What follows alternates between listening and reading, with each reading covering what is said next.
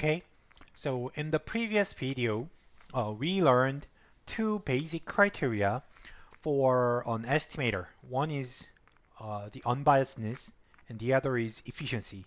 And simply speaking, unbiasedness is about the mean of the estimator, and the efficiency is about the variance or the standard deviation of the estimator. And I summarized those two criteria with this simple 2x2 images. And actually, the previous video was pretty long, but I guess this video will be relatively short, so I should have managed the length of the video better. Anyhow, so then let's apply this two criteria to our actual common problem, like estimating the mean. Suppose that we would like to estimate the population mean, which is usually denoted as a Greek letter mu, right? Anyhow, so we'd like to estimate the mean gas price, for example. And earlier I gave you some possible estimators like the mean, sample mean, or the sample mean after deleting the maximum and the minimum, right? Then to argue that just the sample mean is better than sample mean after deleting the maximum and the minimum, then you have to have the basis of that argument. Like that's the criteria we learned. And first, unbiased. In terms of the unbiasedness, sample mean is unbiased. We learned it in the previous chapter. Sampling distribution chapter proves this. We know that the sample mean is unbiased. The sample mean after deleting the maximum and minimum is also unbiased actually under some additional assumptions. But when it comes to the standard error, sample mean is better. So sample average's standard deviation is known to be this, also from the previous chapter.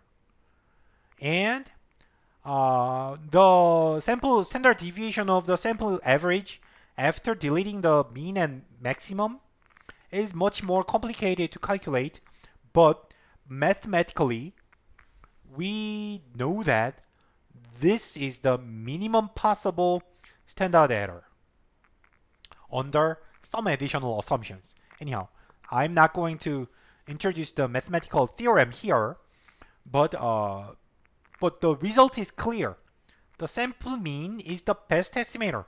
It is unbiased and also has the minimum possible standard error. So in terms of the unbiasedness and the efficiency, both satisfied by this sample average. So in that sense, the sample average is the best estimator, literally the best estimator for the population mean. So whenever you estimate the population mean, you can simply just estimate it by the sample mean without any consideration. It is already well known that that's the best estimator.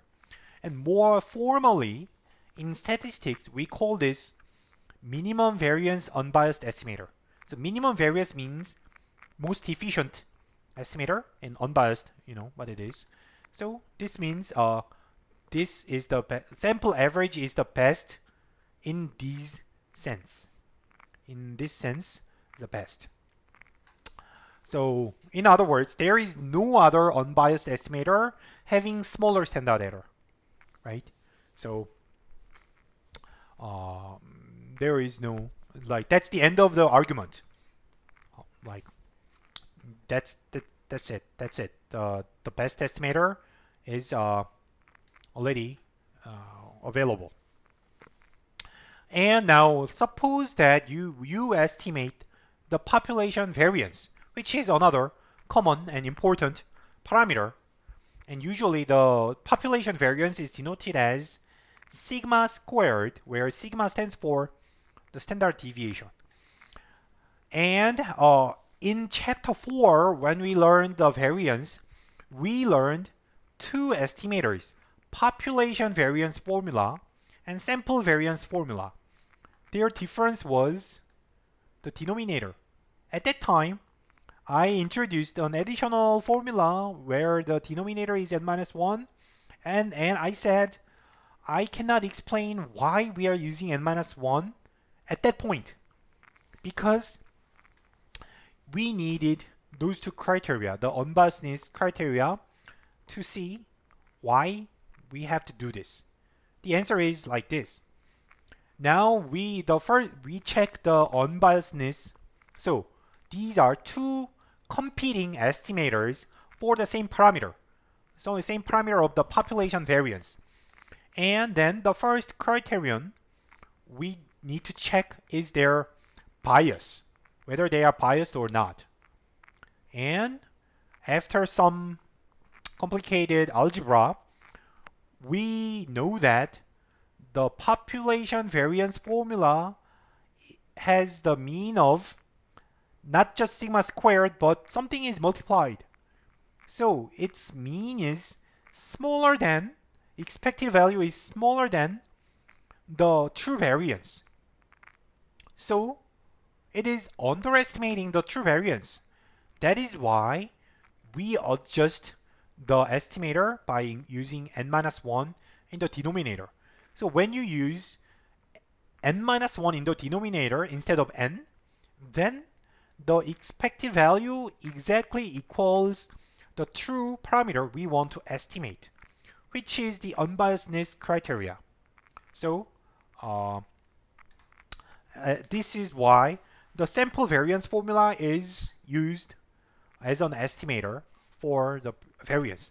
But either way, even if you use the population variance, still the variance is, the bias is pretty small. So like not a big problem, but you need to understand why the sample variance formula is more commonly used because of this reason. Okay, so this is a brief summary of what we have done up to this point. So we learned the basic structure of statistical inference. Population parameter is on the infinity world, and the sample and statistic in the finite world. And then we learned what can be a parameter and what can be an estimator. And then we learned two basic criteria for good estimators. They are unbiasedness and efficiency, or about the mean or about the variance. And finally, what you can take from this so far is this. This is a simple, powerful conclusion. X bar is the best estimator for the population mean. In many cases, we are wondering what is the mean. So then the answer is clear. We just made statistical justification for using this simple estimator. Okay, so now this is actually a good place to stop. And if you need to take a break, so this is a good time to do so. And even if this video is relatively short, still I'm going to stop here. In the next video, we are going to another phase, developing confidence intervals. Maybe you have heard about this, or margin of error. So that's another part of estimation procedure. So pretty much related to what we did, but it's an extension of what we have done. Okay, then see you in the next video.